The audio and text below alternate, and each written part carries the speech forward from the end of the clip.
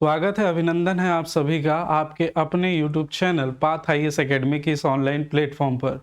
दोस्तों, एग्ज़ाम बहुत ही नज़दीक है और हम लोग जो है वो छत्तीसगढ़ का जो जीएस है उसको ऑलमोस्ट 10 से 11 क्लास में कंप्लीट करने का प्रयास कर रहे हैं, फास्ट ट्रैक रिवीजन। और दूसरा जो है ये रिवीजन के साथ साथ यदि हम लोग बात करें तो ये पूरा का पूरा सिलेबस एक बार आपका कवर हो जा रहा है। ठीक है, तो आप इन वीडियो को देखकर अपनी तैयारी को और पुख्ता कर सकते हैं। चूंकि अभी डिटेल में पढ़ने का टाइम नहीं है, इसलिए एमसीक्यूज के माध्यम से हम सारी चीज़ें कवर कर रहे हैं जो आपको आने वाले एग्जाम में बहुत ज़्यादा फायदा होगा। मैं नहीं बोलता कि पूरे के पूरे क्वेश्चन यहीं से आएंगे, लेकिन आपको इसी प्रकार से जो है वो क्वेश्चन देखने को मिलेंगे। तो चलिए आज स्टार्ट करते हैं। हाँ, इससे पहले मैं बता दूं, जो एंशियंट हिस्ट्री थी हमारी, एंशियंट हिस्ट्री का पार्ट 1 और पार्ट 2 हम लोगों ने जो है वो कवर कर लिया है। आज का जो सेशन है वो पार्ट 3 है और इस 3 पार्ट से हम जो है वो आगे मिडाइवल हिस्ट्री पर चर्चा कर रहे हैं, इसके बाद मॉडर्न हिस्ट्री पर करेंगे। ठीक, तो चलिए दोस्तों देखते हैं आज का पहला प्रश्न। कलचुरी अधीन, कलचुरी मतलब कलचुरी शासन, कलचुरी वंश की बात कर रहे हैं।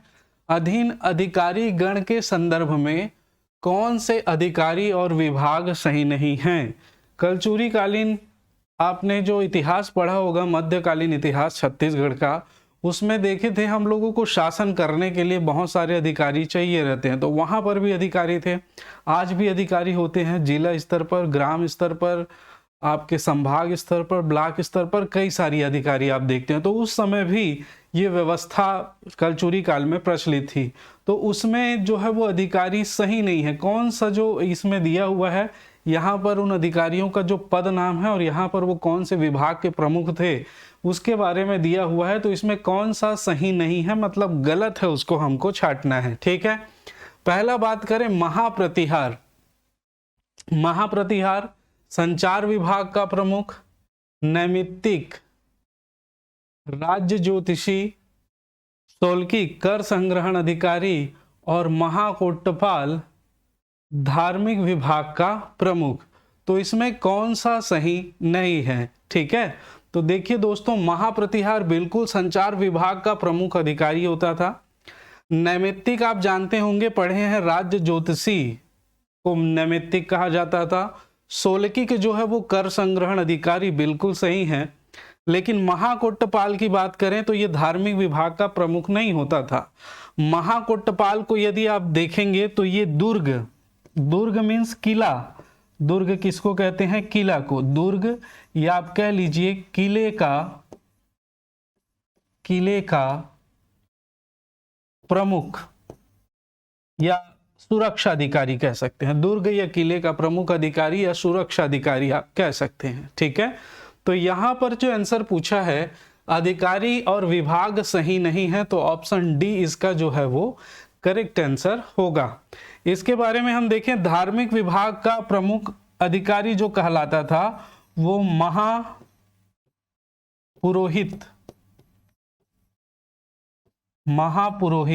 या महाधर्मलेखी। ठीक है, महापुरोहित या महाधर्मलेखी भी उसको कहा जाता था, इसको ध्यान रखेंगे। इसके अलावा भी कई सारे अधिकारी होते थे, जैसे आप ध्यान रखेंगे महासंधि विग्रहक, जो क्वेश्चन पूछे गए हैं, महासंधि विग्रहक, महाप्रमात्र, महाभंडारिक,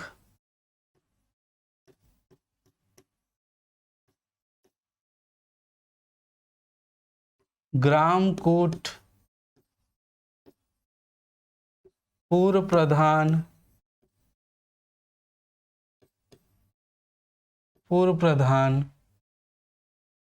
आदि कई सारे अधिकारी होते थे। ये प्रमुख है, इनको ध्यान रखेंगे। ठीक है, जैसे अब महाधिकाराधिकर्ता भी बहुत अधिकारी हुआ करता था। महासंधि विग्रहक जो विदेश विभाग का प्रमुख अधिकारी होता था। ठीक है, विदेश विभाग। ठीक, महाप्रमात्र की बात कर दे तो ये प्रमुख जमाबंदी अधिकारी था दोस्तों। प्रमुख जो भूमि को माप कर लगान निश्चित करता था, लगान का निर्धारण करता था। महाभंडारी जो है वो भंडार कोष का प्रमुख अधिकारी, भंडार का। ठीक है, ग्रामकूट की बात करें, ग्राम का प्रमुख अधिकारी, और पूर्व प्रधान की बात करें तो नगर का प्रमुख अधिकारी। महाधिकारी अधिकर्ता की बात करें तो वो जो होता था खानों का प्रमुख अधिकारी होता था। इस प्रकार से बहुत अधिकारी इसमें आप देखते होंगे, और इनको जो ये है मेन, इनको आपको याद रखना है। ठीक है, चलिए आगे चलते हैं, इन सभी को आप ध्यान रखिएगा। नेक्स्ट क्वेश्चन देखें हम लोग। निम्नलिखित में से कौन सी जोड़ी छत्तीसगढ़ का प्राचीन स्थापत्य एवं राजवंश सुमेलित हैं? सुमेलित हैं पूछ रहा है, इस बात को ध्यान देना। पहला है राजीव लोचन मंदिर, राजीव लोचन मंदिर कहाँ है? राजिम, सभ्य जन जानते हो, मेला लगते माघी पुन्नी मेला लंबा चलते है ना। और मेला में एक ठन प्रश्न, साथे साथ एक ठन प्रश्न हिम जोड़ देता हूँ, आप बताओ राजीव लोचन मंदिर के मेले में जो प्रसाद बंटता है उसको क्या कहते हैं? ठीक है, जो प्रसाद बंटता है उसको क्या कहते हैं बताइएगा। आप गए होंगे मेला मड़ई, तो हमारी संस्कृति है छत्तीसगढ़ के सब्बो जन जाते हो, बड़ इंजॉय करते हो तुमन, है ना। तो मेला मड़ई के तो जानते हो मोर ख्याल से। तो राजिम छत्तीसगढ़ का प्रयाग कहा जाता है। राजीव लोचन मंदिर वहीं पर स्थित है, वहां रामचंद्र मंदिर भी स्थित है। तो खैर मैं ज्यादा डिटेल में नहीं जाना चाहूंगा, आप पढ़ चुके होंगे। तो राजीव लोचन मंदिर नलवंश, पातालेश्वर मंदिर मल्हार पांडु वंश, लक्ष्मण मंदिर सिरपुर सरबपुरी वंश, और देवरानी जेठानी मंदिर तालागांव सोमवंश। कौन सा सुमेलित है?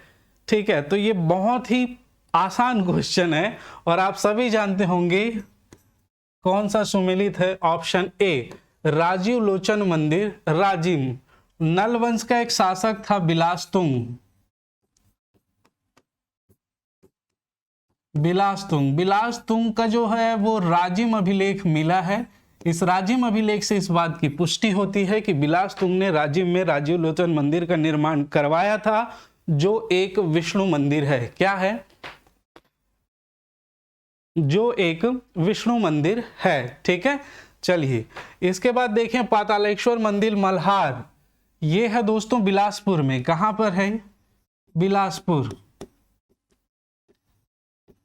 बिलासपुर। और इसका जो निर्माण हुआ था वो 11वीं, ऐसा अंदाजा लगाया गया है 11वीं-12वीं शताब्दी में इसका निर्माण हुआ था। और उस समय यहां पर जो शासन था वो कलचुरी वंश का शासन था। ठीक है, तो कुछ इतिहासकारों ने बताया है, पुख्ता नहीं बताया, ऐसा मानना है कि इसका निर्माण जो है वो कलचुरी राजवंश ने करवाया था। पातालेश्वर मंदिर आप देख रहे होंगे, उसमें पाताल शब्द है। पाताल कहाँ? धरती के नीचे जात जाबे तो पताल आ जाते है ना। वही कितनी पताल में समा गए, धरती कोरम खुसर गए, बहुत सारे शब्द हैं। ठीक, तो पातालेश्वर, इसमें क्या है कि आप जब मंदिर जाएंगे तो मंदिर में सीढ़ियां चढ़ेंगे, सीढ़ियां चढ़ने के बाद देखेंगे तो नीचे की ओर जो है भगवान शिवलिंग, भगवान शंकर भगवान का शिवलिंग जो है वो वहां पर स्थापित है। और वहां पर जलहरी बनी हुई है। जलहरी में जब हम लोग जल डालते हैं तो ऐसा मानना है कि वो जल जो है वो सीधे के सीधे पाताल लोक में पहुंच जाती है। इसी को ही केदारेश्वर मंदिर भी बोलते हैं, पातालेश्वर मंदिर, केदारेश्वर मंदिर।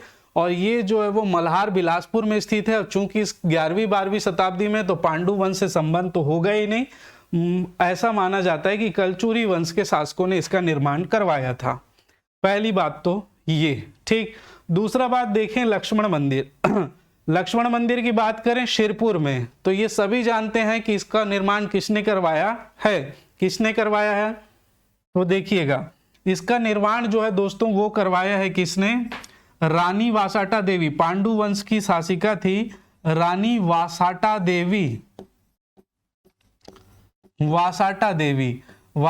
देवी का पति था हर्षगुप्त की मृत्यु के पश्चात रानी वासाटा देवी ने लक्ष्मण मंदिर का निर्माण करवाया, जो लाल ईंटों से निर्मित मंदिर है।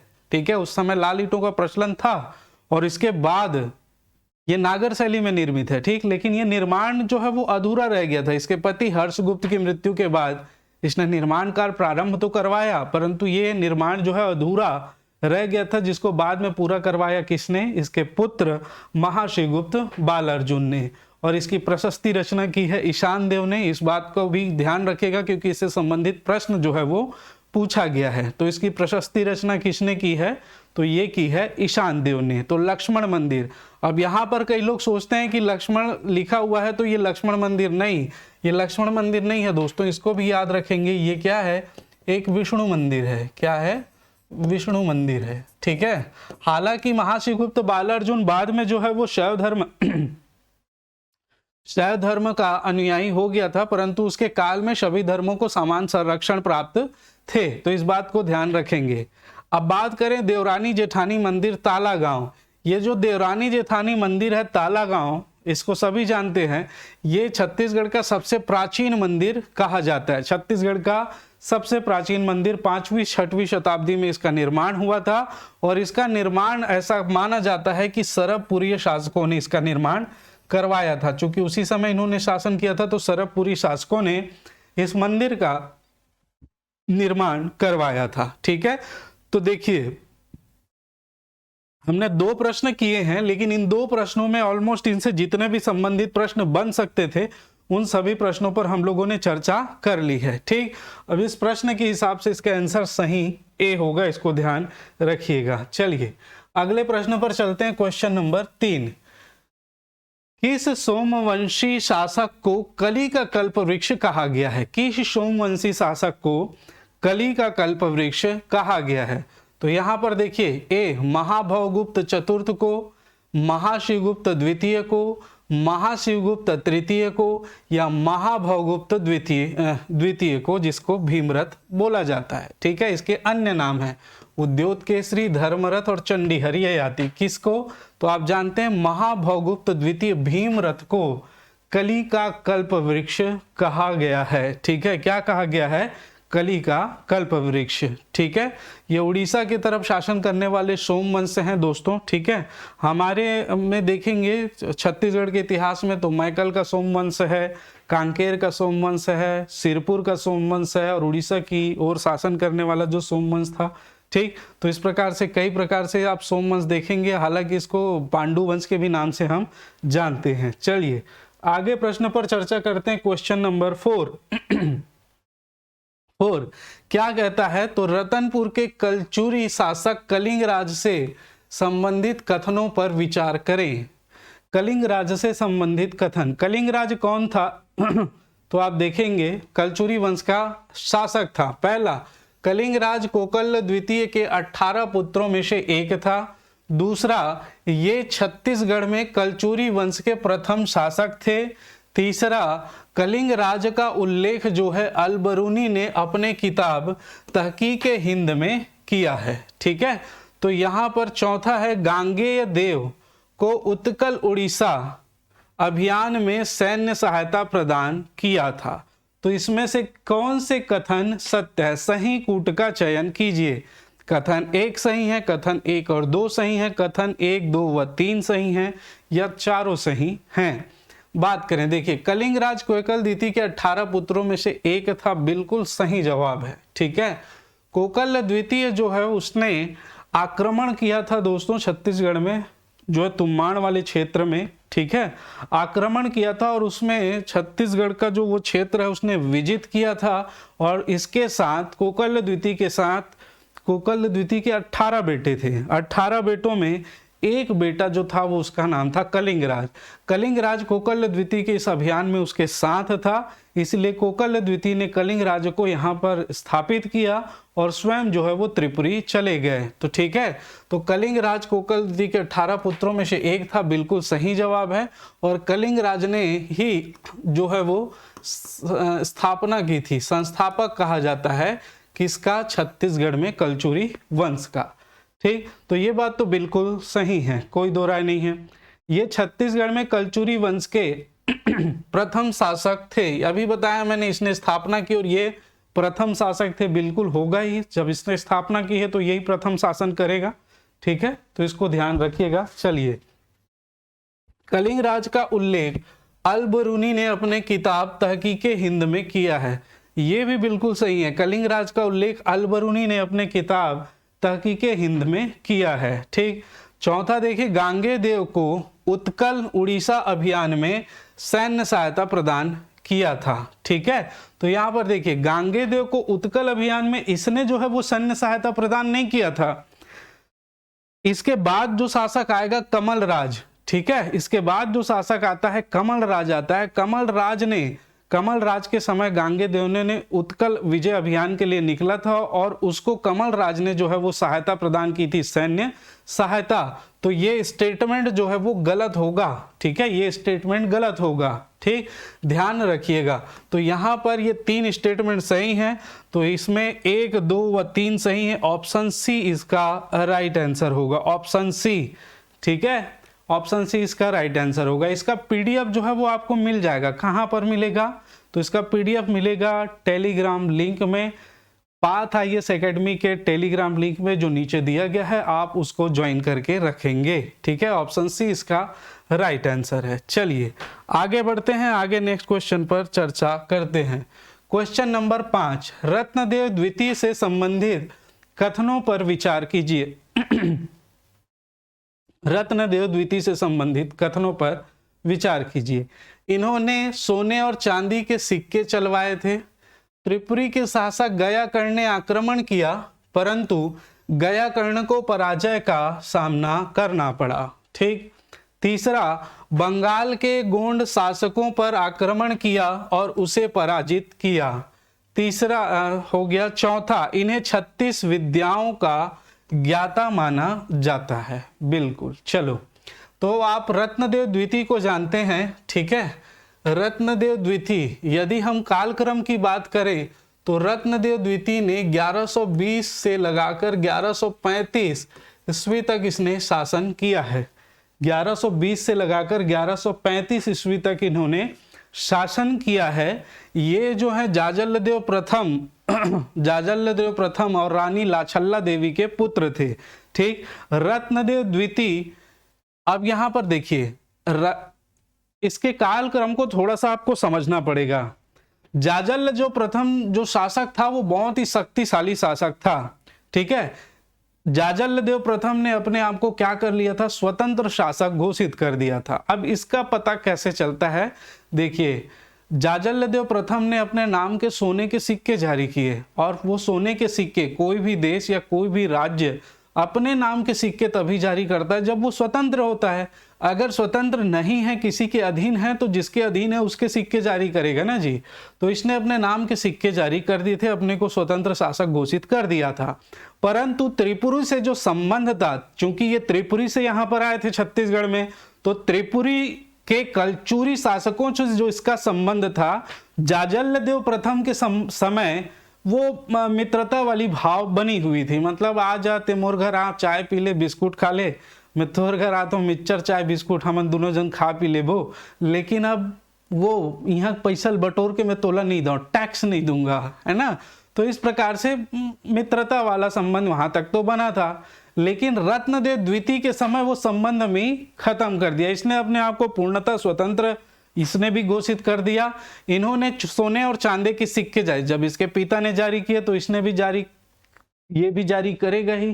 तो इसने भी जो है वो सोने और चांदी के बिल्कुल सिक्के जारी किए थे, ठीक। इसी के समय, तो ये तो बिल्कुल सत्य कथन है, इसी के ही समय त्रिपुरी के शासक गयाकर्ण ने इस पर आक्रमण किया था, परंतु गयाकर्ण को हार का सामना, इसने गयाकर्ण को बुरी तरह से हरा दिया था। तो ये भी बिल्कुल सही है।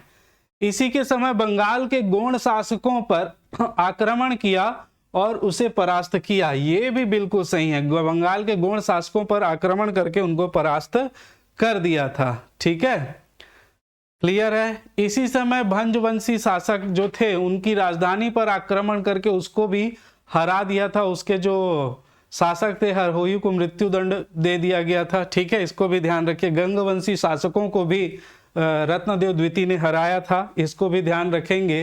रत्नदेव द्वितीय का जो बहुत सारे अभिलेख जो प्राप्त हुए हैं, बहुत सारे तो नहीं, कुछ अभिलेख हैं चुनिंदा, जैसे आप ध्यान, अकलतरा अभिलेख है, इसके अलावा आपका पारागांव अभिलेख है, शिवरी नारायण अभिलेख है, सरखों, इन अभिलेखों से इसके संबंध में, ये 4 अभिलेखों को जानकारी आप रखिएगा। इन अभिलेखों से रत्नदेव द्वितीय के संबंध में जानकारी हमको मिलती है, ठीक है, क्लियर है जी। हाँ, चलिए, तो इन अभिलेखों को आप ध्यान में रखेंगे। इसने जो है इसके दरबार में कला को संरक्षण प्राप्त था, कला और विज्ञान, ठीक है, ज्ञान वाले जो होते थे उनको संरक्षण दिया जाता था, ठीक है। इसी के दरबार में पद्मनाभ नाम का व्यक्ति रहता था जिसने चंद्र ग्रहण की सर्वप्रथम जो है वो सटीक व्याख्या करके दिखाई थी, तो ये भी इसी के समय रहता था। और रत्नदेव द्वितीय को ही 36 विद्याओं का ज्ञाता कहा जाता है, ये भी बिल्कुल सही है। तो इसमें देखेंगे ये चारों के चारों स्टेटमेंट बिल्कुल सही है। तो कौन सा सही कूट है यही हमको चयन करना था। तो ऑप्शन डी इसका राइट आंसर होगा। 1, 2, 3 व 4 पूरे के पूरे चारों सही है दोस्तों, ठीक। मेरे ख्याल से आप लोगों को बिल्कुल क्लियर है। चलिए अगले प्रश्न पर चर्चा करते हैं। क्वेश्चन नंबर 6, बस्तर के छिंदक नाग वंश के निम्नलिखित शासक थे। अच्छा, इन चारों में बस्तर के छिंदक नागवंश के शासकों को हमको बताना है, कौन कौन से शासक छिंदक नागवंश के थे, ठीक है। छिंदक नागवंश के बारे में आप जानते हैं दोस्तों, इन्होंने छत्तीसगढ़ के बस्तर वाले क्षेत्र में शासन किया। इन्होंने जो है वो 1023 से लगाकर 1324 ईस्वी तक इन्होंने शासन किया। इसके जो संस्थापक थे वो नृपति भूषण थे, आप जानते ही हैं, नृपति भूषण, ठीक है। छिंदक नागवंश के बारे में, छिंदक नागवंशी शासक विंध्य क्षेत्र की ओर निवास करते थे, उधर विंध्याचल पर्वत के उत्तर में। वहां पर जब गुप्तों का आक्रमण हुआ तो ये तेलंगाना वाले क्षेत्र में आ गए, और वहीं से ही उनकी एक शाखा जो है वो छत्तीसगढ़ में बस्तर क्षेत्र में, बस्तर को पहले भ्रमरकोट, चक्रकोट आदि नाम से जाना जाता था, वहां पर आकर ये लोग, चक्रकोट्टा भी कहते थे, वहां पर आकर ये लोग निवास करने लगे, शासन करने लगे, और इन्हीं को ही हम जानते हैं छिंदक नागवंश के बारे में। एक छिंदक नागवंश यहाँ पर नागवंश से संबंधित बस्तर क्षेत्र में, और एक हम देखेंगे कवर्धा कबीरधाम क्षेत्र में फणी नागवंश के बारे में, ठीक है। तो अभी फिलहाल हम देखें बस्तर के छिंदक नागवंश के बारे में। अब देखिए कौन कौन से इसके शासक थे, ठीक है। तो इसके शासक आप जानते हैं, एक तो नृपति भूषण था।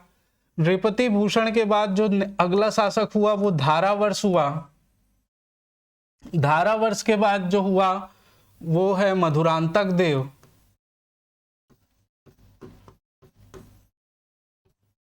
मधुरांतक देव।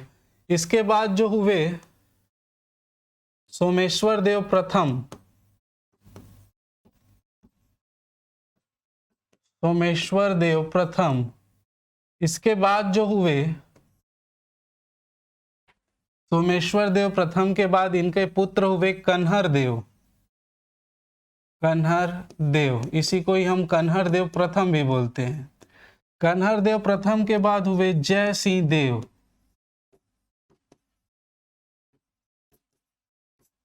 जय सिंह देव के बाद हुए सोमेश्वर देव द्वितीय।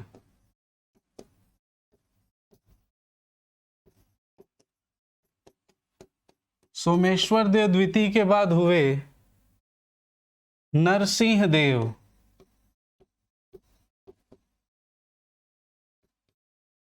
और नरसिंह देव के बाद हुए हरिश्चंद्र देव।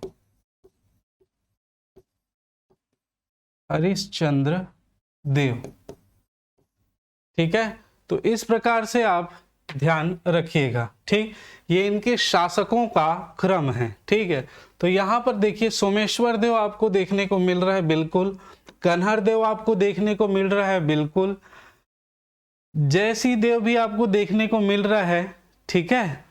जयसिंह भी देव आपको देखने को मिल रहा है। सॉरी, एक शासक और था, एक मिनट, यहां पर एक शासक और आएगा दोस्तों। कन्हर देव द्वितीय को तो हम लोगों ने लिखा नहीं है, तो इसको पहले लिख लेते हैं, है ना। यहां पर नरसिंह देव के बाद आएगा कन्हर देव द्वितीय। और उसके बाद अंतिम शासक होगा हरिश्चंद्र देव। हरिश्चंद्र देव, ठीक। तो यहां पर सोमेश्वर देव चाहे प्रथम हो चाहे सेकंड दिखा है, कन्हर देव है, जयसिंह देव है, परमेश्वर देव नहीं है, ठीक। तो 1, 2 और 3 वाला जो ऑप्शन है हमारा सही होगा। और आप देख रहे हैं वो ऑप्शन है आपका 1, 2 और 3, ऑप्शन ए। ठीक है, ऑप्शन ए इसका सही आंसर होगा। छिंदक नागवंश के बारे में बहुत सारी बातें हैं। ठीक है, छिंदकुल कमल भास्कर इनकी पदवी थी, भोगवतीपुरेश्वर की उपाधि धारण करते थे, राजधानी भ्रमरकोट चक्रकोटा, हालांकि भ्रमरकोट कोंडागांव वाले क्षेत्र को कहा जाता था, परंतु हम लोग पूरा बस्तर को लेकर चलेंगे। ठीक है, नृपति भूषण इसके संस्थापक थे। ठीक, बस्तर में छिंदक नागवंश के। इनके ध्वजों में सर्प का चिन्ह था और पीछे बाघ या बाघ शावक का चिन्ह आपको देखने को मिलेगा। तो ये सारी चीजें इसमें ध्यान रखेंगे, और भी सारी बातें हैं जो इस सेशन के साथ हम करते हुए चलेंगे। ठीक है, चलिए आगे बढ़ते हैं, नेक्स्ट क्वेश्चन पर चलते हैं। क्वेश्चन नंबर 7, बस्तर के कोरापुट के नागवंशी राज्य का अंत किसने किया था? कोरापुट के नागवंशी शासक जो थे उसका अंत किसने किया था? तो कलचुरियों ने तो किया नहीं था। ठीक है, 1741 तक, और ये ऊपर की ओर शासन कर रहे थे, तो इनसे तो संभव नहीं है। नागवंशी शासक स्वयं करेंगे नहीं, गंगवंशी शासकों ने भी नहीं किया था, क्योंकि गंगवंशी शासक उड़ीसा क्षेत्र में निवास करते थे। इसका सही आंसर होगा काकतियों ने कोरापुट के जो है वो नागवंशी राज्य का अंत किया था, काकती वंश के शासक ने। काकती वंश के बारे में दोस्तों हम लोग डिटेल में पढ़ेंगे, लेकिन अभी आप ध्यान रखेंगे, एक दक्षिण में एक राजा हुआ करते थे गणपति। ठीक है, उसका नाम क्या था? गणपति। कहाँ पे? तेलंगाना वाले क्षेत्र में नीचे की ओर वो शासन करते थे। और वहां कहां पर शासन करते थे? तो काकती नाम की एक जगह पर शासन करते थे, इसीलिए ये क्या कहलाए? काकती शासक कहलाए। ठीक है, गणपति की दो जो थी इसकी पुत्रियां थी, रुद्रांबा और एक का नाम था गणपांबा।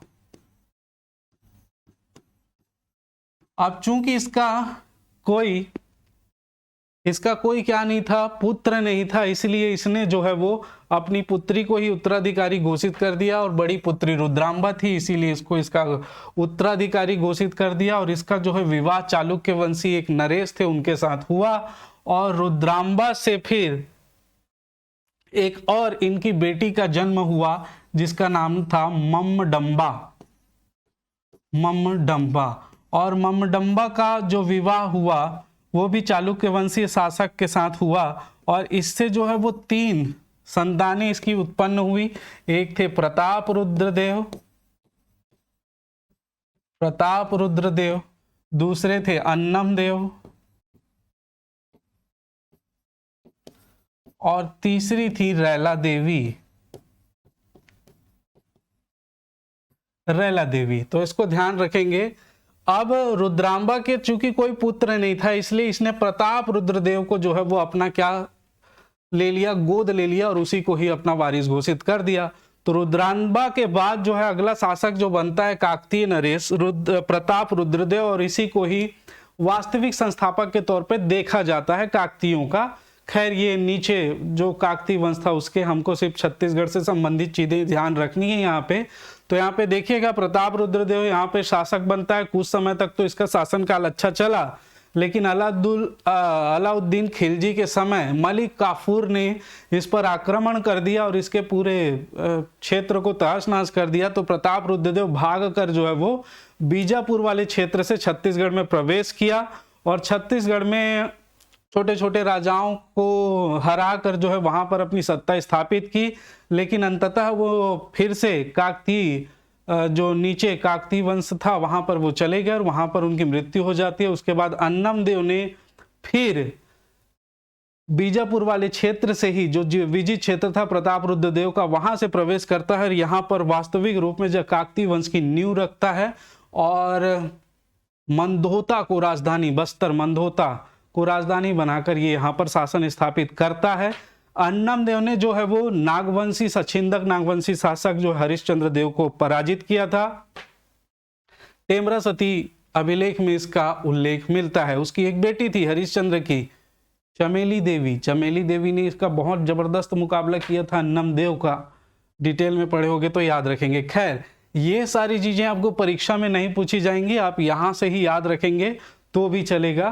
किसने हराया था? काकतीयों ने। काकतीय वंश बहुत ज्यादा इंपॉर्टेंट है, तो आगे हम इसके बारे में और चर्चा करते जाएंगे। नेक्स्ट बात करें, रतनपुर के किस शासक को मुगल सम्राट जहांगीर की हाजिरी में 8 वर्षों तक रहना पड़ा? ठीक है, 8 वर्षों तक रहना पड़ा। तो इसका उत्तर आप लोग थोड़ा सा सोचिए। मैं पानी पी लेता हूं, बहुत जोर से प्यास लग रही है दोस्तों। चलिए, तो मेरे ख्याल से आपने सोच लिया होगा। देखिए, रतनपुर के किस शासक को मुगल सम्राट जहांगीर की हाजिरी में 8 वर्षों तक रहना पड़ा था? राजा कल्याण शाह, राजा लक्ष्मण शाह, राजा बहार शाह, राजा सुरेंद्र शाह। तो इसका उत्तर तो मेरे ख्याल से सभी लोग जानते होंगे। क्या जानते हैं? राजा कल्याण शाह को। किसको? राजा कल्याण शाह को। ठीक, अब यहां पर दो अलग अलग मत आपको देखने को मिलेंगे। एक बाबू रेवाराम के अनुसार, देखिएगा, बाबू रेवाराम ने क्या कहा कि राजा कल्याण शाह जो है वो अकबर के साथ, अकबर का समकालीन था और अकबर के दरबार में 8 वर्षों तक रहा था। उन्होंने अपना तर्क दिया कि उस समय मंडला के राजस्व अधिकारी और कल्याण शाह के बीच कुछ विवाद हुआ, तो वो दोनों को अकबर ने अपने पास बुलाया। 8 वर्षों तक उसने राजस्व की उनके शिक्षा दी और उसके बाद उसको भेजा था। बाबू रेवाराम का मत है, लेकिन अन्य बहुत सारे मत है। जैसे वहां पर गोपल्ला गीत प्रचलित है, गोपल्ला वीर से संबंधित, तो वहां पर जो है उसको वो जहांगीर के शासन में जो है उपस्थित हुआ बताया जाता है। इसके अलावा जहांगीर की जो एक पुस्तक है, तुजुके ए जहांगीरी, ठीक है, क्या नाम है?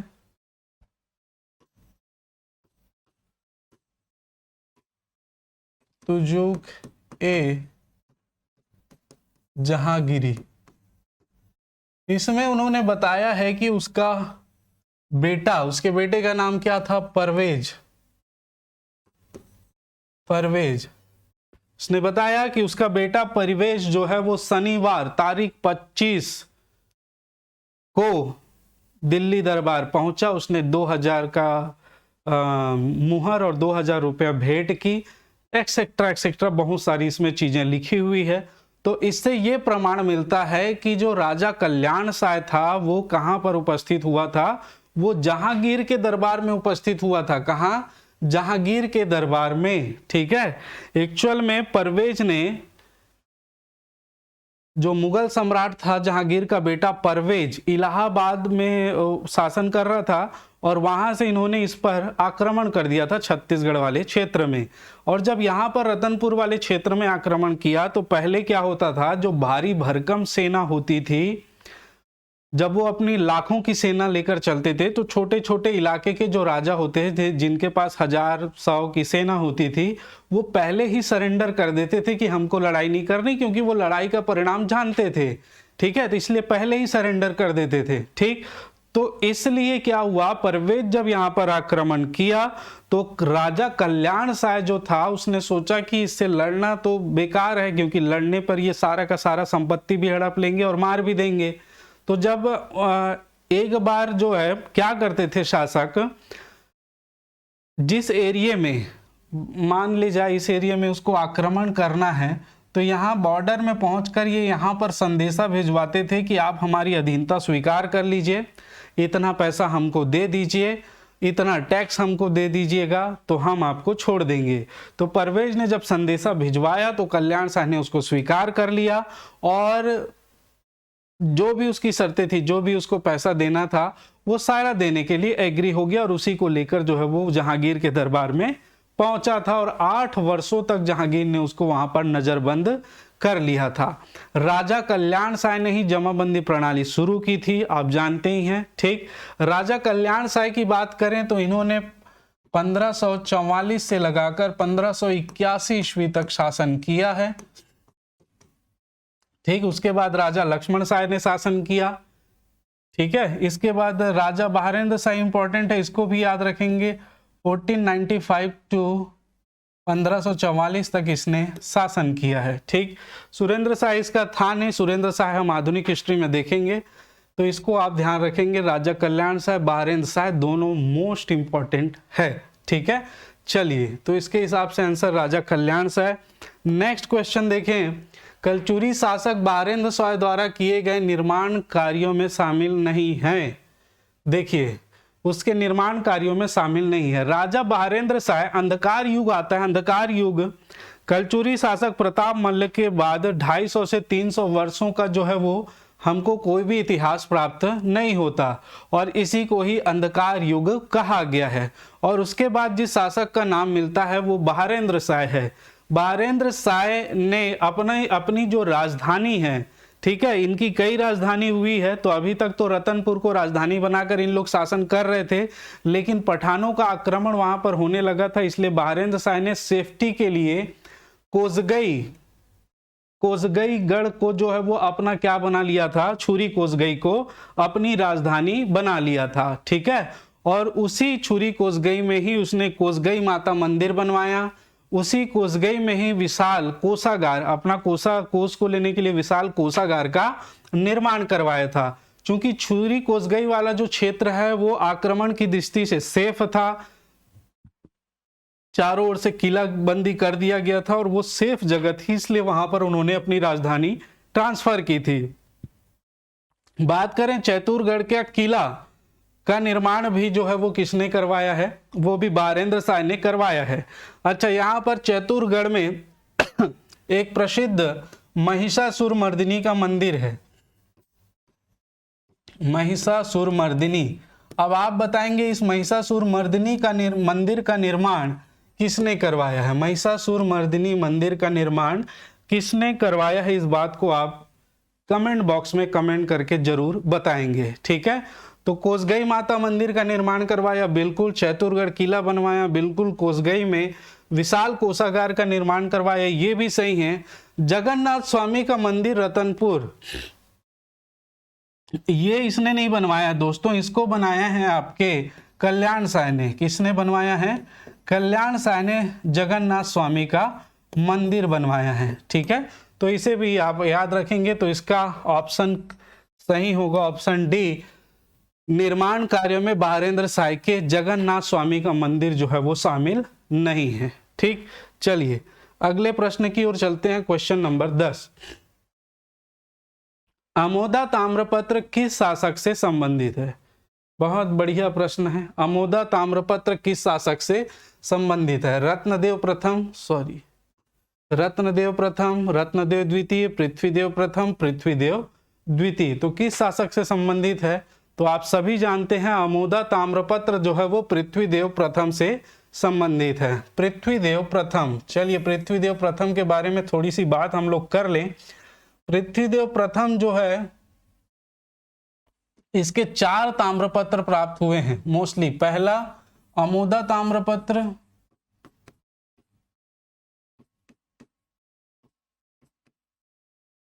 दूसरा रायपुर,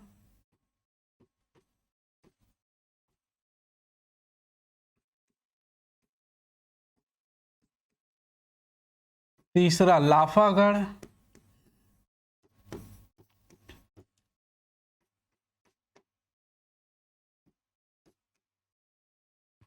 तीन प्रमुख, इन तीनों प्रमुख को आप याद रखेंगे। एक और ताम्रपत्र प्राप्त हुआ है, ठीक है। तो अमोदा ताम्रपत्र, रायपुर ताम्रपत्र और लाफागढ़ ताम्रपत्र, ठीक है। तो ये ध्यान रखेंगे पृथ्वीदेव प्रथम को अमोदा ताम्रपत्र में प्रचंड कोसलाधिपति की उपाधि दिए जाने का उल्लेख मिलता है, प्रचंड कोसलाधिपति, ठीक है। इसके अलावा रायपुर ताम्रपत्र में सकल कोसलाधिपति,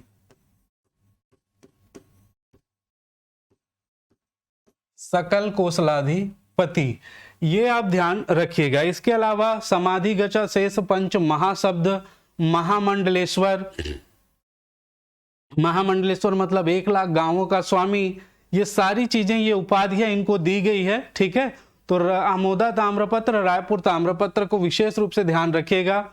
इसके अलावा भी है, जैसे उपाधि आप लिख लीजिएगा, महामंडलेश्वर,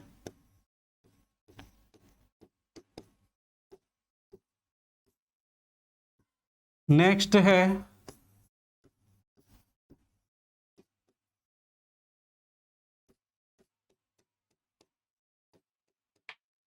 समाधिगता शेष पंच महाशब्द। समाधिगता शेष पंच महाशब्द, ये इनकी उपाधियां हैं। अमोदा ताम्रपत्र से हमको प्रचंड कोशलाधिपति, रायपुर ताम्रपत्र से सकल कोशलाधिपति, ये क्वेश्चन बार बार पूछा जाता है। इसके अलावा एक और पांडुवंशी शासक को सकल कोशलाधिपति की उपाधि दी गई थी, आप बताएंगे वो कौन था। ठीक है, इसका जो विवाह हुआ था पृथ्वीदेव प्रथम का, वो किससे हुआ था?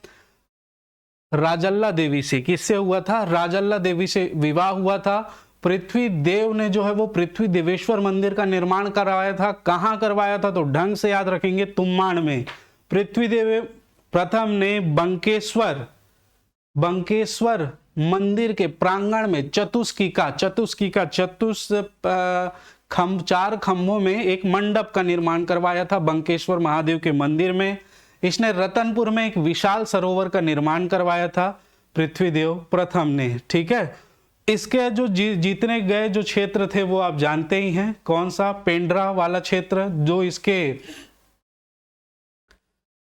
दो इसके सामंत थे, एक था जय सिंह और एक था देव सिंह। ठीक है, जय सिंह ने जो है वो डांडोर वाले क्षेत्र, डांडोर किसका प्राचीन नाम है ये भी आप कमेंट करके बताएंगे। तो जय सिंह देव ने डांडोर वाला क्षेत्र जीता था और देव सिंह ने जो है वो पेंड्रा वाला क्षेत्र जीता था। अब आप कहेंगे सर रत्नदेव प्रथम ने तो पेंड्रा वाला क्षेत्र पहले ही हासिल कर लिया था, क्योंकि वहां के ही वज्जू वर्मा की पुत्री थी नोनल्ला, उससे विवाह संबंध स्थापित हुआ और नोनल्ला का कोई भाई नहीं था, इसलिए पेंड्रा वाला क्षेत्र तो ऑलरेडी इसके अंतर्गत में आ गया था।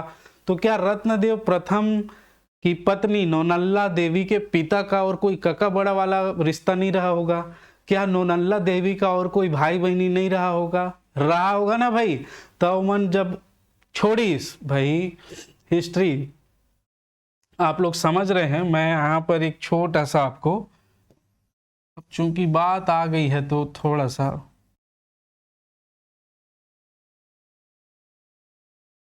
ठीक, ये वाला जो क्षेत्र है कवर्धा वाला क्षेत्र, यहाँ पर ये रत्नदेव प्रथम को पहले से ही प्राप्त हो गया था। ठीक, परंतु नोनल्ला देवी के जो काका बड़ा भाई बहनी रिश्तेदार थे, उन्होंने इस क्षेत्र को यहाँ के सेठ मारवाड़ियों की मदद से हड़पने का प्रयास किया।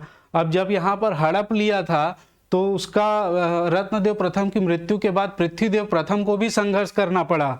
तो उसी के ही सामंत की सहायता से इसने ये वाले क्षेत्र पर विजय प्राप्त की थी, कवर्धा वाले क्षेत्र पर। ठीक है, किसने? पृथ्वीदेव प्रथम ने। ठीक, तो इन सारी चीजों को आप ध्यान रखिएगा। ठीक, चलें आगे। मेरे ख्याल से इससे पूरी संबंधित जितने भी प्रश्न थे उस सभी पर हम लोगों ने चर्चा कर ली। नेक्स्ट बात करें नेक्स्ट प्रश्न की, निम्नलिखित कथनों पर विचार कीजिए। बिल्कुल कीजिए। कलचुरी प्रशासन में राजा के अधिकार सीमित थे। दूसरा, प्रशासन के विभागों का दायित्व अमात्य मंडल के सदस्यों का होता था। तीसरा, राज्य गढ़ों में विभाजित था तथा प्रत्येक गढ़ में 84 ग्राम होते थे। ठीक है, तो चलिए एक एक स्टेटमेंट पर हम लोग चर्चा प्रारंभ करते हैं। कलचुरी प्रशासन में राजा के अधिकार सीमित थे क्या? तो ये बिल्कुल गलतफहमी है। कलचुरी प्रशासन में राजा के अधिकार जो है वो बिल्कुल सीमित नहीं थे, बल्कि पूरा प्रशासन का केंद्र ही राजा हुआ करता था, राष्ट्र का प्रमुख ही राजा हुआ करता था। राजा को असीमित अधिकार प्राप्त थे। तो ऑप्शन एक, अधिकार सीमित थे, ये बिल्कुल गलत स्टेटमेंट है। प्रशासन के विभागों का दायित्व अमात्य मंडल के हाथों में होता था। अमात्य कहते हैं मंत्री को। अब ये मंत्री को, तो मंत्रिमंडल के सदस्यों का होता था बिल्कुल।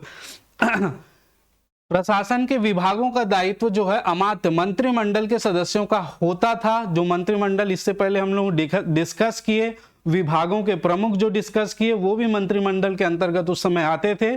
तो प्रशासन के विभागों का दायित्व अमात्य मंडल के सदस्यों का होता था। ये स्टेटमेंट बिल्कुल सही है। नेक्स्ट बात करें, राज्य गढ़ों में विभाजित था तथा प्रत्येक गढ़ में 84 ग्राम होते थे। 84 ग्राम, ग्राम मतलब ग्राम ये किलो का मात्रक नहीं है, बाहर का मात्रक नहीं है। ग्राम मतलब यहाँ से तात्पर्य है गांव से, ठीक है। तो बिल्कुल यहाँ पर जो है प्रशासनिक व्यवस्था कई क्षेत्रों में बटी थी। उसमें गढ़ होता था और गढ़ के नीचे बरहा होता था और बरहा के नीचे ग्राम होता था, ठीक है। तो यहाँ पर याद रखेंगे 84 प्रत्येक गढ़ में, हाँ बिल्कुल, एक गढ़ में कितने ग्राम बरहे होते थे? 7 बरहे होते थे। और इन 7 बरहों में एक बरहे में कितना ग्राम होता था? तो 12 ग्राम होता था। कितना? 12 गांव आते थे, तो 7 बरहे में टोटल 84 ग्राम होंगे। मतलब एक गढ़ में कितना हो जाएगा? 84 गांव होते थे। तो क्वेश्चन नंबर 11 का जो स्टेटमेंट 3 भी है वो बिल्कुल सही है। तो यहां पर आंसर हम लोग देखेंगे कौन कौन सा सही है। तो 2 और 3 सही है, 2 और 3 सही है। तो ऑप्शन सी इसका राइट आंसर होगा, 2 व 3 सही है, ठीक है। इसके अलावा भी बहुत सारी बातें हैं, तो बातों में आगे हम लोग चर्चा करेंगे जैसे प्रश्न आते जाएगा। निम्नलिखित कथनों पर विचार कीजिए। बिल्कुल, रत्नेश्वर देवालय तुम्बाड़ में स्थित है। रत्नेश्वर देवालय शिव मंदिर है, तुम्बाड़ में स्थित है क्या? रतनपुर में पृथ्वी देवेश्वर मंदिर स्थित है। प्रसिद्ध ज्योतिषाचार्य पद्मनाभ पृथ्वीदेव द्वितीय के दरबार में रहता था। अब ये सारे प्रश्नों पर हम लोगों ने पहले ही चर्चा कर ली है। अगर आपने सेशन को अच्छे से देखा है, अच्छे से ध्यान है, तो आपका ये प्रश्न बिल्कुल आराम से बन जाएगा। और नहीं देखा है तो फिर से वही बात, रात भर रामायण सुने, राम सीता को ने सुबह पूछा तब भाई बहनी, ये वाला अगर कहानी है तो फिर आपसे बिल्कुल भी नहीं बनने वाला है, ठीक है। आपको पूरे तन्मयता के साथ सीरियस होके आपको पढ़ना पड़ेगा, ठीक। रत्नेश्वर देवालय का निर्माण किसने करवाया था? तो रत्नदेव प्रथम ने करवाया था। रत्नदेव प्रथम ने कहां पर करवाया था? तो बिल्कुल तुम्बाड़ में ही करवाया था। ये एकदम करेक्ट आंसर है। रतनपुर में पृथ्वी देवेश्वर मंदिर स्थित है, तो ये पृथ्वी देवेश्वर मंदिर है जो रतनपुर में स्थित है। क्या सही है? ये बिल्कुल गलत स्टेटमेंट है। पृथ्वी देवेश्वर मंदिर कहां पर स्थित है? तो ये भी तुम्बाड़ में स्थित है और इसका निर्माण पृथ्वीदेव प्रथम ने करवाया था। इसके जस्ट पहले वाली स्लाइड में हम लोगों ने उस पर चर्चा की थी। नेक्स्ट बात करें, प्रसिद्ध ज्योतिषाचार्य पद्मनाभ पृथ्वीदेव द्वितीय के दरबार में रहता था, तो ये भी गलत है। ये रत्नदेव द्वितीय के दरबार में रहता था, रत्नदेव द्वितीय के दरबार में, ठीक है। तो कौन सा सही है? क्या केवल एक सही है?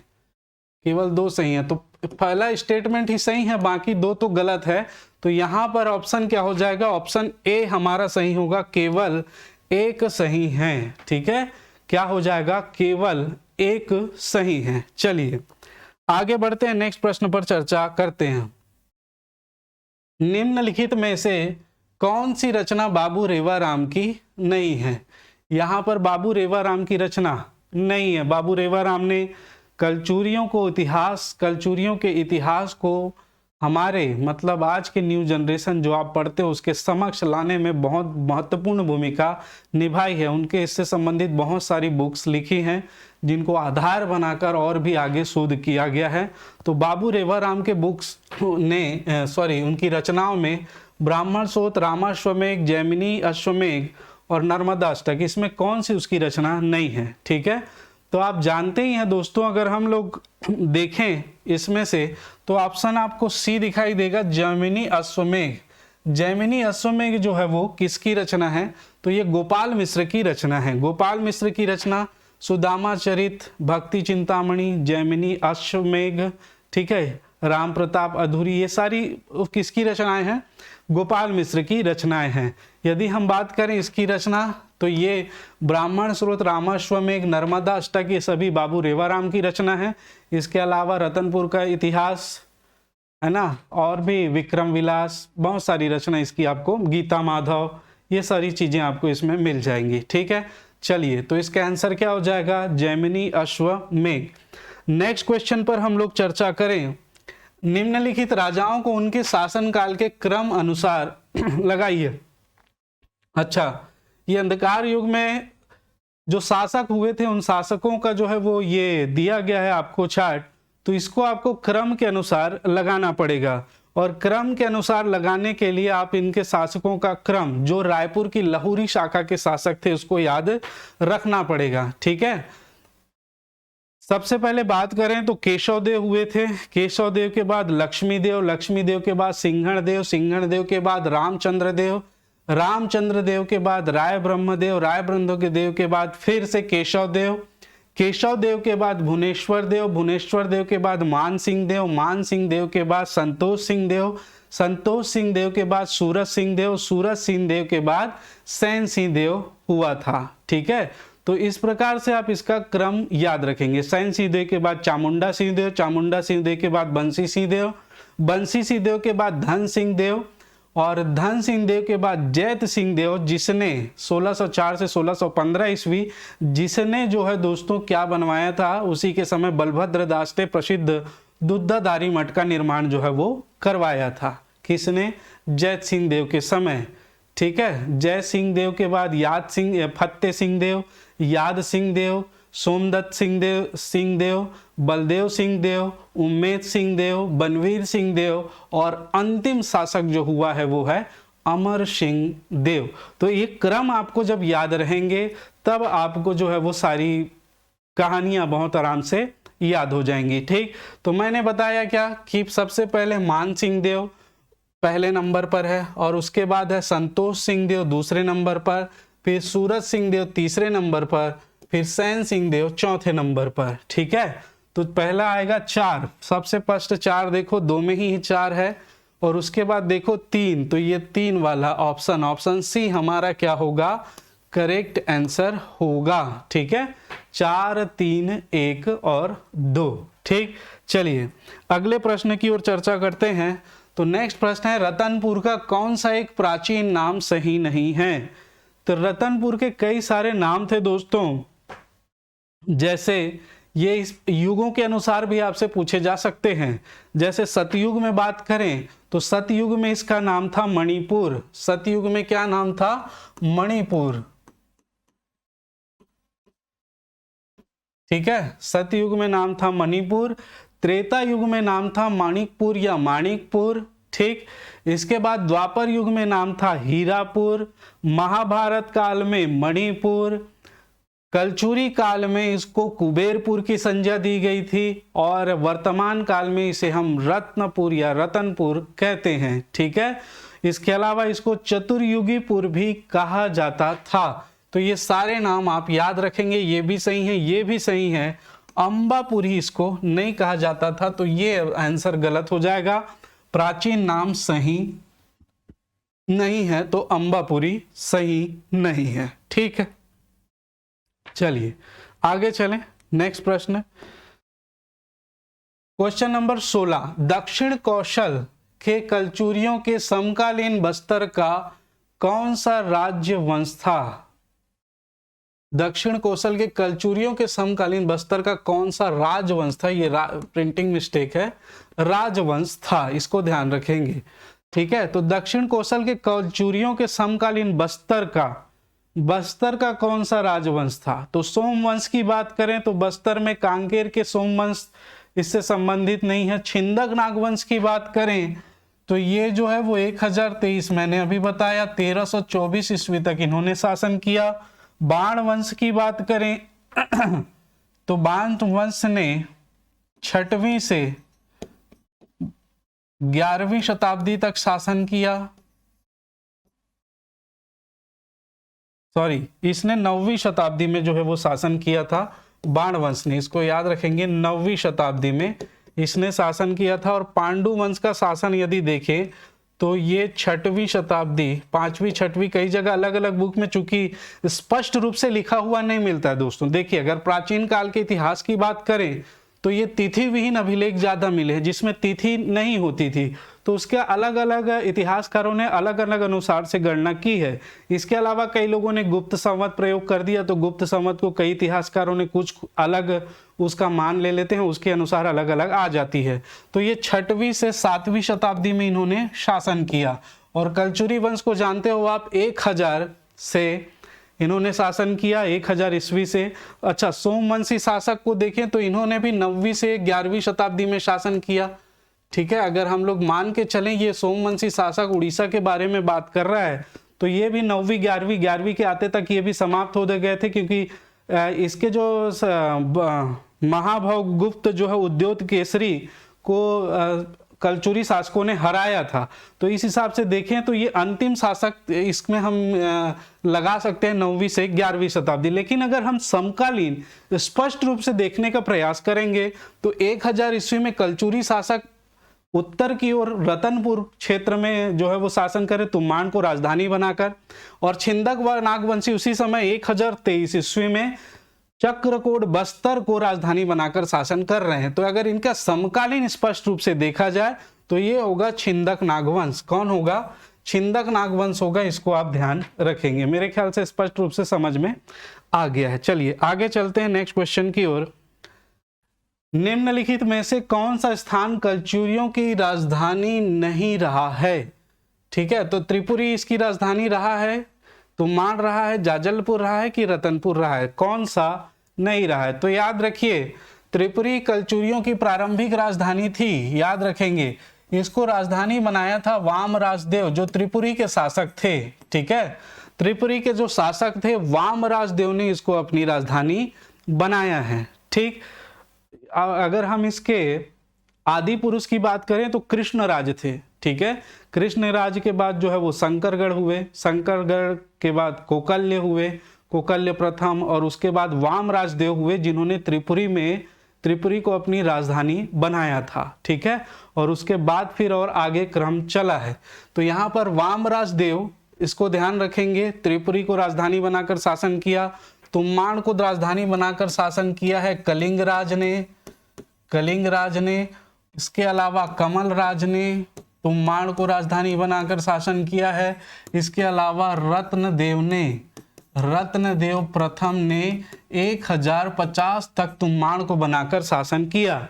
1050 में रत्नदेव प्रथम ने मणिपुर को रत्नपुर के रूप में विकसित किया और वहां रत्नपुर राजधानी स्थानांतरित करके रतनपुर को राजधानी बनाकर शासन किया। किसने? रत्नदेव प्रथम ने। उसके बाद वाले शासकों ने यहीं से शासन कार्य आगे बढ़ाया था। जाजलपुर को जाजलदेव प्रथम ने बसाया था, परंतु इसको राजधानी नहीं बनाया था। इस बात को ध्यान रखेंगे। इसको बसाया था तो जरूर किसने? जाजलदेव प्रथम ने, परंतु इसको राजधानी नहीं बनाया था। इस बात का आप ध्यान रखिएगा। ठीक है, तो हमारा इस प्रश्न का जो आंसर होगा वो होगा ऑप्शन सी। इस प्रश्न का जो आंसर क्या हो जाएगा? ऑप्शन सी इसका करेक्ट आंसर होगा। ठीक है, चलिए आगे चलते हैं, नेक्स्ट प्रश्न पर चर्चा करेंगे।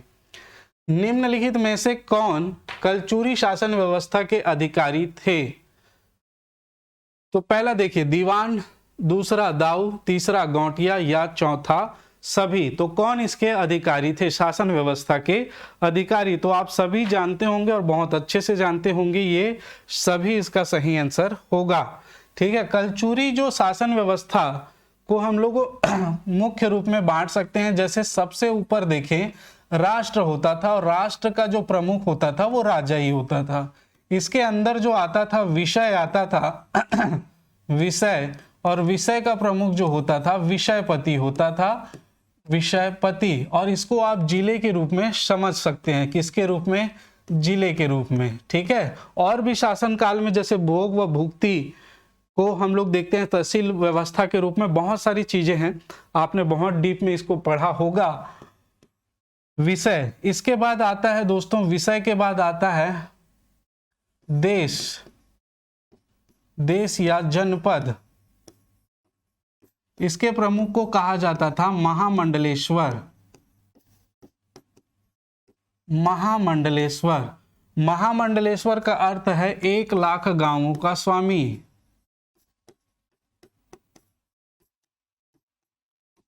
1 लाख गांव का स्वामी। देश जनपद के नीचे होता था मंडल, और मंडल के प्रमुख को कहा जाता था मांडलिक। मंडल के प्रमुख को क्या कहा जाता था? मांडलिक। और मंडल मतलब 21,000 गांव का स्वामी। मांडलिक जो था वो 21,000 गांव का स्वामी।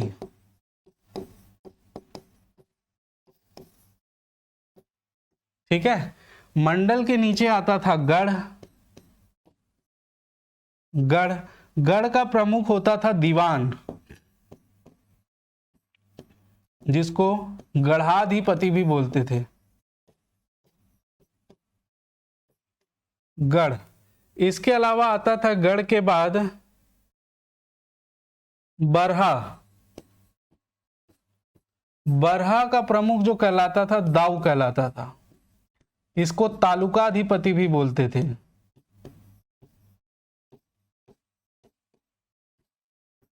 और इसके नीचे आता था सबसे शासन की सबसे छोटी इकाई ग्राम, और ग्राम के प्रमुख को गौटिया बोला जाता था। ग्राम के प्रमुख को क्या बोला जाता था? गौटिया। तो ये इनके शासन व्यवस्था, शासन की जो इकाइयां थी वो इस प्रकार से बटी हुई थी कलचुरी शासन व्यवस्था। सबसे पहले देखें राष्ट्र आता है जिसका प्रमुख राजा होता है, फिर विषय जिसे आप जिले से समझ सकते हैं, इसका प्रमुख विषयपति होता था। उसके बाद आता है देश जनपद, इसका प्रमुख महामंडलेश्वर कहलाता था जो 1 लाख गांव का स्वामी कहा जाता था। उसके नीचे आता था मंडल जिसका प्रमुख मांडलिक कहलाता था जहां 21,000 गांव का स्वामी कहा जाता था। उसके बाद आता था गढ़, दीवान या गढ़ाधिपति। उसके नीचे आता था बरहा जिसका प्रमुख दाऊ कहलाता था, इसे तालुकाधिपति भी बोलते थे। और इसके नीचे आता था ग्राम जो इसका प्रमुख जो है वो गौटिया कहलाता था। तो ये सभी, इसका आंसर क्या हो जाएगा? सभी के सभी जो है वो क्या थे? इसके अधिकारी थे। ठीक है, चलिए नेक्स्ट प्रश्न पर चर्चा करें। सूची 1 को सूची 2 से सुमेलित कीजिए। इधर है कलचुरी शासक और इधर है इसकी उपलब्धियां, तो इसको सुमेलित करना है, तो कीजिए, चलिए ट्राई। पृथ्वीदेव प्रथम है, इधर जाजल्यदेव प्रथम है, जाजल्यदेव द्वितीय और पृथ्वीदेव द्वितीय है। किसके सेनापति जगतपाल द्वारा राजीव लोचन मंदिर का जीर्णोद्धार करवाया गया? किसके सेनापति द्वारा, सेनापति जो जगतपाल था उसके द्वारा राजीव लोचन मंदिर का जीर्णोद्धार करवाया गया है। ठीक है, चलिए आगे देखिए। जाजल्यदेव प्रथम ने छिंदक नागवंशी राजा सोमेश्वर देव को पराजित किया था। ये बिल्कुल सही है, इसको तो सभी लोग जानते ही होंगे, ये बिल्कुल सही है। जाजल्यदेव प्रथम ने छिंदक नागवंशी राजा सोमेश्वर देव को पराजित किया था और उसे समस्त मंत्रियों और उसके रिश्तेदारों सहित वो बंदी बना लिया था। बाद में फिर उसको छोड़ दिया था उसकी माता के कहने पर।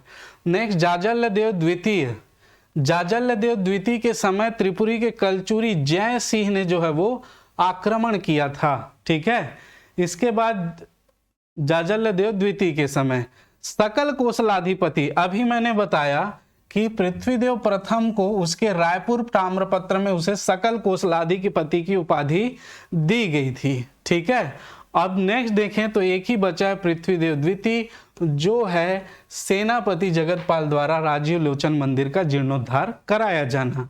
तो ए का 3 देखो, सबसे पहले तो ए का 3 तो चारों में है, तो यहां से तो आंसर मिलेगा नहीं। बी का 2 देखो, बी का 2 भी 2 में है, एक इसमें है और एक इसमें है, तो आपको सी भी देखना पड़ेगा। सी का 4 देखो, तो सी का 4 इसी में है, तो ऑप्शन सी हमारा जो है वो करेक्ट आंसर होगा। ऑप्शन सी क्या होगा? करेक्ट आंसर होगा। ठीक है, आप एग्जाम में हड़बड़ी ना करें, आप एग्जाम को बहुत आराम से प्रश्नों को बहुत सही ढंग से पढ़ के उत्तर लगाने का प्रयास करें।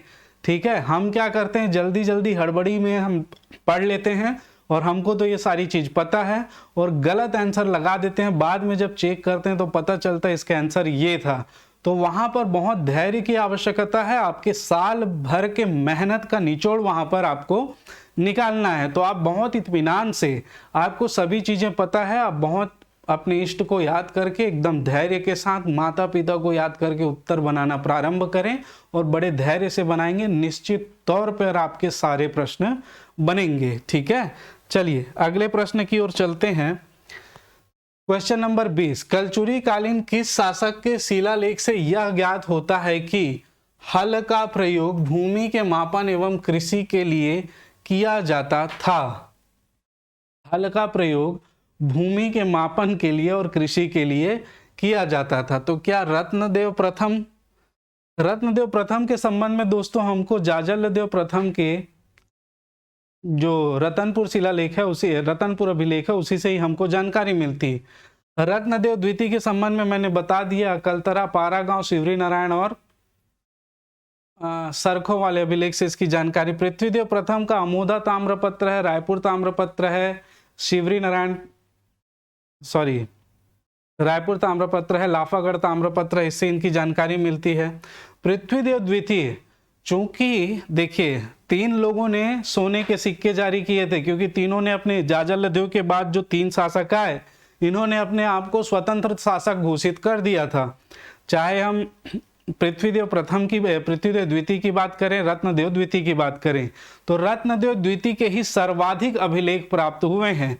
कितने? तो लगभग 14 अभिलेख प्राप्त हुए हैं, जिसमें मुख्य रूप से कोनी अभिलेख, कोनी बिलासपुर की एक जगह है, इसके अलावा बिलाईगढ़ अभिलेख, राजिम अभिलेख, पारा गांव अभिलेख, बहुत सारे अभिलेख इसके प्राप्त हुए हैं पृथ्वीदेव द्वितीय के। तो पृथ्वीदेव द्वितीय के ही कोनी अभिलेख में बात लिखी हुई है, जो इसमें ऊपर दी हुई है। क्या? इसमें हल का प्रयोग होता था, और हल का प्रयोग आगे हम पढ़ेंगे। भूमि को मापने के लिए किया जाता था, एक हल के पीछे आप इतना टैक्स देंगे, और हल कृषि के लिए भी, कृषि में भी जो है वो इसका उपयोग होता था। ठीक है, तो इसको ध्यान रखिएगा। दूसरा क्या लिखा हुआ है? तो दूसरा, इसमें एक और स्पष्ट जानकारी है दोस्तों, ध्यान रखिएगा। क्या कि इसमें पशुपालन का उल्लेख तो नहीं मिलता है, परंतु एक कासल नामक पशु चिकित्सक का उल्लेख मिलता है। ठीक है, कासल नामक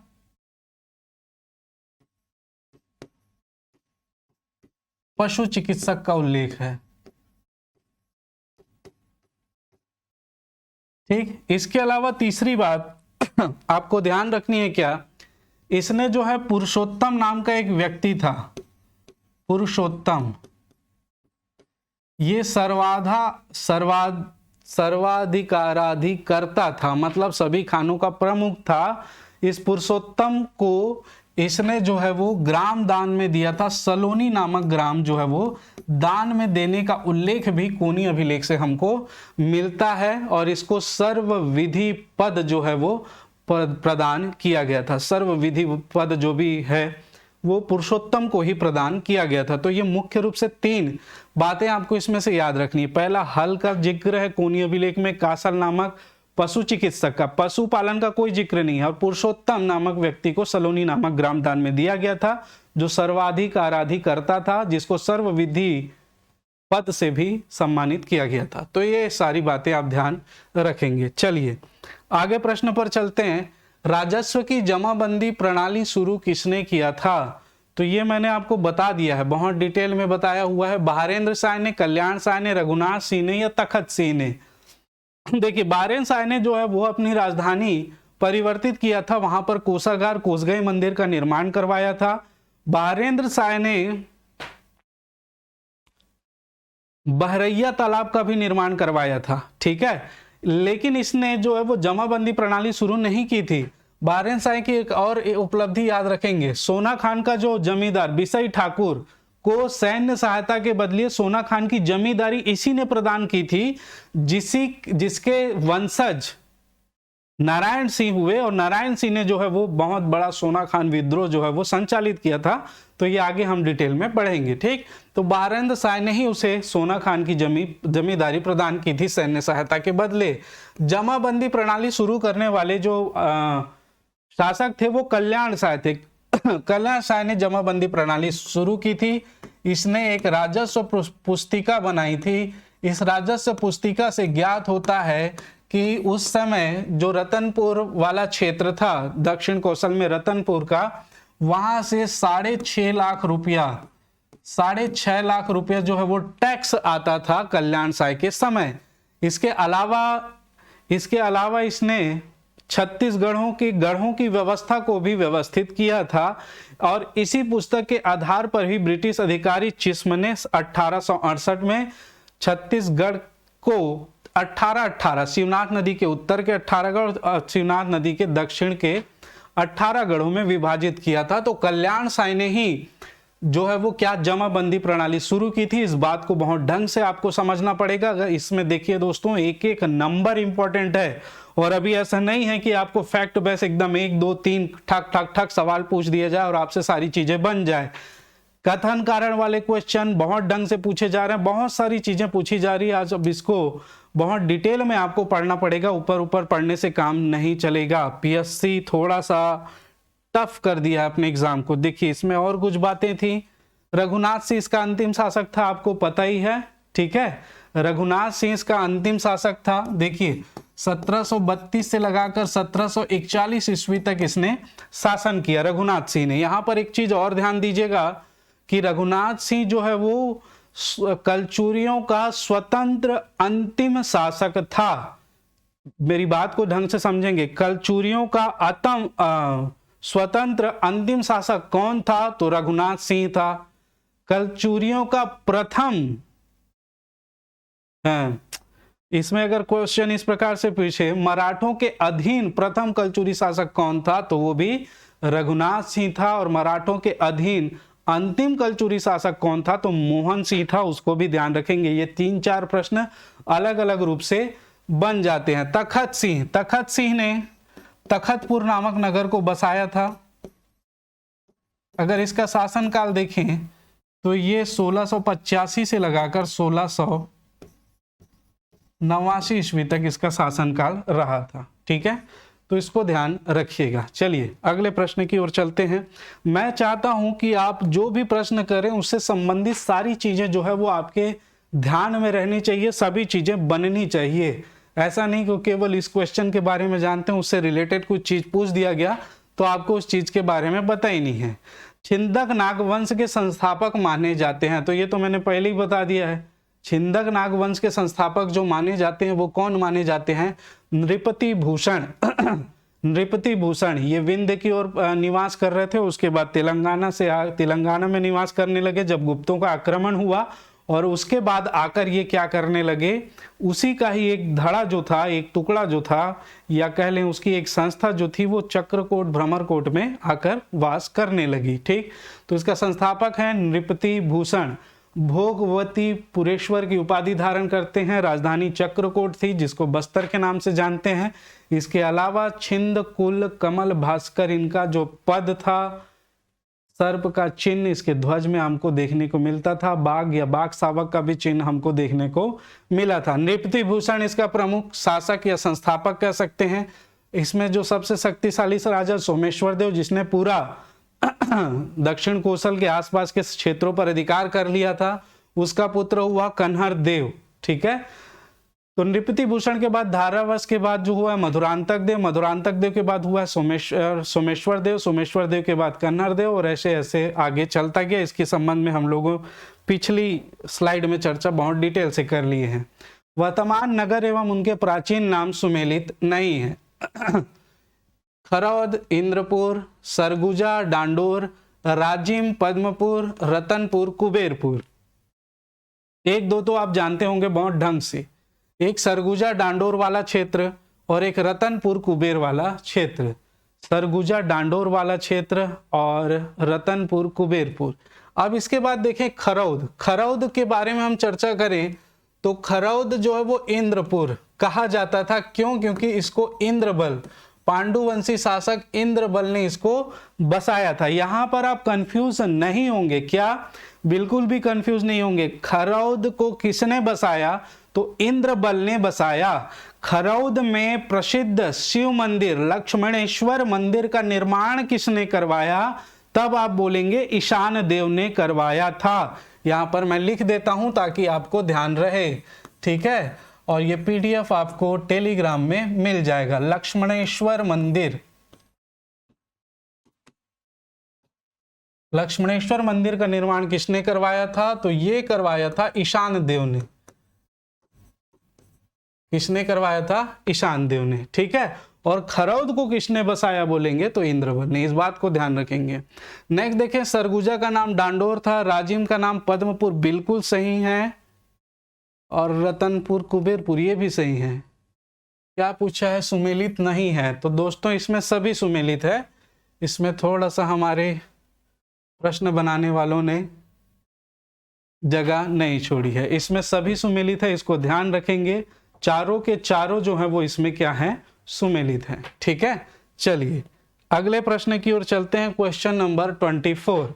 सोमेश्वर देव प्रथम के कुरुसपाल अभिलेख के संबंध में असत्य कथन को बताइए।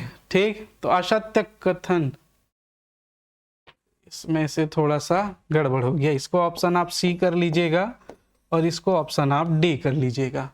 सोमेश्वर देव के द्वारा मधुरांतक देव के वध का उल्लेख है। नेक्स्ट देखें, इस अभिलेख में तिथि का उल्लेख संस्कृत भाषा में है। यह अभिलेख नागरी लिपि में है। यह अभिलेख नागरी लिपि में है। इस अभिलेख में तिथि का उल्लेख है। इस अभिलेख में क्या है, तिथि का उल्लेख है। डी है, इस अभिलेख में सोमेश्वर देव प्रथम के विजय अभियान का उल्लेख है। तो देखिए, सोमेश्वर देव प्रथम की यदि हम बात करें, सोमेश्वर देव प्रथम के द्वारा मधुरांतक देव के वध का उल्लेख है, तो बिल्कुल है। ठीक है, इस अभिलेख में हमको मिलेगा। इस अभिलेख में तिथि का उल्लेख संस्कृत भाषा में है। यह अभिलेख नागरी लिपि में है।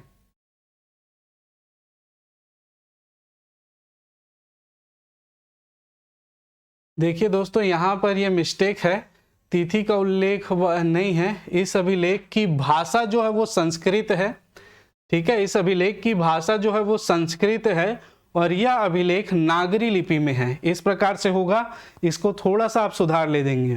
ठीक, इस अभिलेख में तिथि का उल्लेख नहीं है। अभिलेख में तिथि का उल्लेख नहीं है, तो इसको थोड़ा सा आप सुधार लेंगे, कोई दिक्कत नहीं है। पहला याद रखिए, मधुरांतक देव के वध का उल्लेख है, बिल्कुल है। इस अभिलेख में तिथि का उल्लेख नहीं है। इस अभिलेख की भाषा संस्कृत है और यह अभिलेख नागरी लिपि में है। नेक्स्ट सी देखें, इस अभिलेख में तिथि का उल्लेख नहीं है और यही हमारा आंसर होगा। इस अभिलेख में सोमेश्वर देव के विजय अभियान का उल्लेख है, बिल्कुल। चंद्रपुर, लंजिका, बालाघाट, ठीक है, और हमारा रतनपुर वाला क्षेत्र, सारे जगहों को जीता था किसने, सोमेश्वर देव ने। इसका उल्लेख मिलता है इसके कुरुसपाल अभिलेख से। ठीक, चलिए आगे चलते हैं, एक दो क्वेश्चन और कर लेते हैं। आज बहुत सारे क्वेश्चनों पर चर्चा की है। सुमेलित नहीं है अभिलेख और शिलालेख और शासक, तो किस शासक का शिलालेख कौन सा है, ये सुमेलित नहीं है, पूछा जा रहा है। कुरुसपाल शिलालेख सोमेश्वर देव प्रथम का है, बिल्कुल है, सोमेश्वर देव प्रथम का। इससे जस्ट पहले हम लोग पढ़े टेमरा सती अभिलेख में हरिश्चंद्र की जानकारी बिल्कुल उससे संबंधित है। एर्राकोट अभिलेख नृपति भूषण से संबंधित है। नृपति भूषण प्रथम शासक हुआ, इसकी जानकारी मिलती है। सोनारपाल अभिलेख शिलालेख नरसिंह देव का है, ये नहीं है, ये गलत है। सोनारपाल शिलालेख जय सिंह देव का है। किसका है, जय सिंह देव के संबंध में इसकी जानकारी मिलती है। सॉरी, जय सिंह देव के संबंध में जानकारी सोनारपाल अभिलेख से मिलती है और नरसिंह देव की जानकारी दंतेवाड़ा शिलालेख से मिलती है। ठीक है, दंतेवाड़ा से। ठीक, तो इसको ध्यान रखेंगे। तो ये दोस्तों बहुत ही महत्वपूर्ण क्वेश्चन हम लोगों ने आज किया। आशा करता हूं आप सभी को इससे बहुत ज्यादा लाभ हुआ होगा। अगर आपको बहुत सेशन अच्छा लगा है तो प्लीज इसमें आप कमेंट जरूर करेंगे, लाइक करेंगे। यदि और कुछ सुधार चाहिए तो वो भी आप नीचे कमेंट बॉक्स में लिख दीजिएगा। हालांकि हम इन 25-30 क्वेश्चन के माध्यम से पूरा का पूरा सब्जेक्ट कवर कर लेते हैं, तो आपको बिल्कुल भी चिंता करने वाली बात नहीं है। दूसरी चीज, आप लाइक जरूर कर देंगे और चैनल में नए हैं तो चैनल को सब्सक्राइब जरूर कर लीजिएगा, ताकि ऐसे ही इंपॉर्टेंट वीडियो आपके पास डायरेक्टली मिलते रहें। ये बहुत ही इंपॉर्टेंट सेशन चल रहा है। सभी सब्जेक्ट के ये एमसीक्यूज आपको देखने को अभी आने वाले दिनों में मिलेंगे। ये हमारा मिडाइवल हिस्ट्री का प्रथम पार्ट था, इसके बाद सेकेंड पार्ट भी आएगा, थर्ड भी आएगा। तो आप उस चैनल पर यूं ही बने रहिएगा। अच्छा लगा है तो कमेंट जरूर करिए। आप ही हैं जो हमारी मेहनत को सराहेंगे, तभी हम जो है आगे और भी अच्छे अच्छे सेशन आपके लिए लाएंगे। ठीक है, तो आज के लिए इतना ही। आप सभी का बहुत बहुत धन्यवाद। जय हिंद, जय भारत, जय छत्तीसगढ़।